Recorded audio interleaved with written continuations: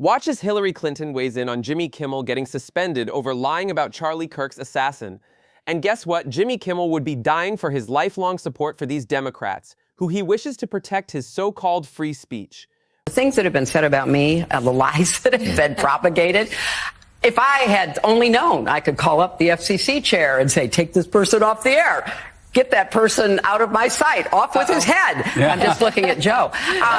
What? Yeah, I've done nothing but be kind to you. Well, once you saw the light, I mean, what sort of... In a recent turn of events, Jimmy Kimmel found himself at the center of controversy after making deeply inappropriate comments about the brutal and cold-blooded murder of Charlie Kirk.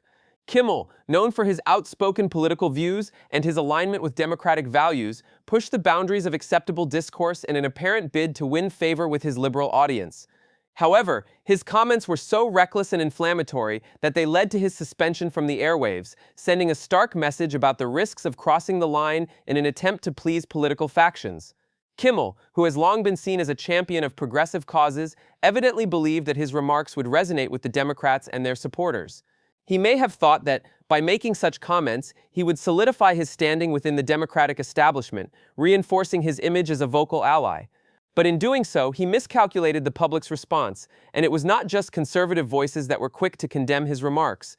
The American people, irrespective of party lines, voiced their disapproval, forcing both Kimmel's network and Democratic figures to distance themselves from his words.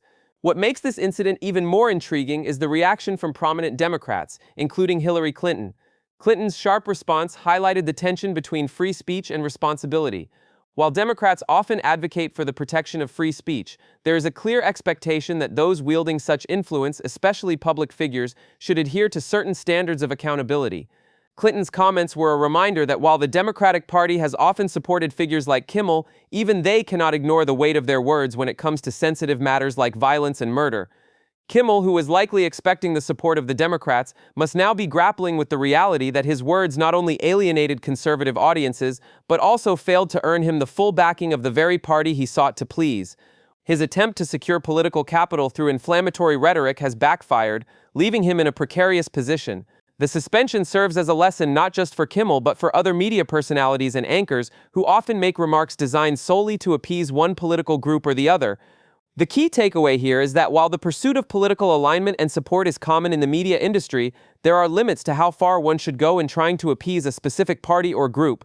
The public, including those who support Democrats, demands accountability, and Kimmel's fall from grace serves as a warning to others who may follow in his footsteps.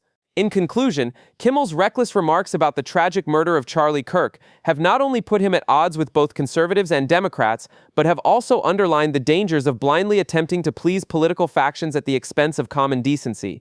The pressure from the American people has shown that even the most loyal Democratic voices cannot escape the consequences of their actions, leaving Kimmel to reflect on his misjudgment. For other media personalities and hosts, this serves as a potent reminder of the responsibility they bear in choosing their words carefully, regardless of their political leanings.